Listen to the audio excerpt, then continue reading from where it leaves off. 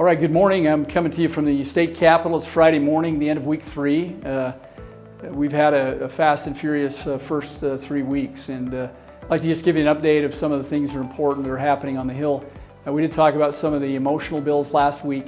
This week it's just kind of getting down to business, and the reason we're really here is to take care of the business of the people, which includes things like our explosive growth. One of my main concerns with Utah County is we've grown rapidly since the 2020 census.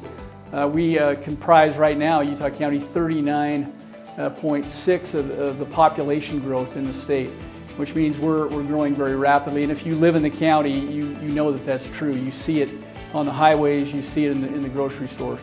And so what we're trying to do as your elected officials is find ways to smartly get ahead of growth. We don't want another Eagle Mountain in the sense that it's very difficult to get in and out of that community.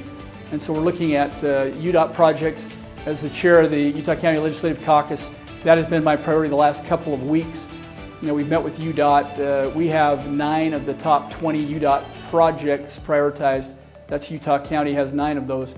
The problem is getting them funded and getting labor to begin constructing. We're also focusing on some collectors and some connectors that get us to those Category 1 roads. And so you're going to see some movement in areas like Elk Ridge Drive and some other construction projects that will help you get to the freeway. And those are the kind of things we're working very hard on. Internally, just with the Mountain Land Associated Governments, that's in Utah County, we can spend $100 million and will on road projects in the next 2 years inside of Utah County. And those are for roads that don't include I-15 expansion. Secondly, the next thing I wanted to talk to you about was water policy. That is one thing that is in everybody's mind. Our reservoirs are still not filled. Even with this wonderful winter year, we need to be grateful for what we've had thus far. We need to be aware that we're going to continue to have challenges with replenishing our water supplies. And so we encourage everybody to continue to conserve.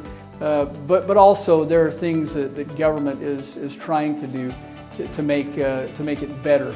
In that water equation, it's what we conserve plus what falls from the sky equals our output or our end result. And so it's just going to take everybody cooperating as we try to get through these difficult times on water. The one thing we have been focusing on is agriculture. That uses the majority of our water, and we're finding ways to optimize agricultural irrigation so that they use less water and use it more efficiently.